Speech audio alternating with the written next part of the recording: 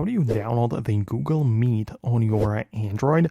Let's talk about it. If you're new here and first time on this channel, most definitely subscribe so you never miss anything important. So the Google Meet, of course, is part of the Google's apps for productivity, and it could be already pre-installed on your device, so try to look for it in your apps. But it's also possible that you'll have to download it manually, right? For example, when I opened up my Google Meet for the first time, it told me that Duo has been upgraded to Meet, right? So if you have like an app which is Duo, right, for the video calls, you can just update that and it's going to turn into Google Meet. But of course, the most common method is just to look up the Google Play Store, and you can literally just look up the Meet right there. And if there is an update available, you can even click on update and it's going to get it working, right? So that's what you can do. Let me know if you manage to find it on your device.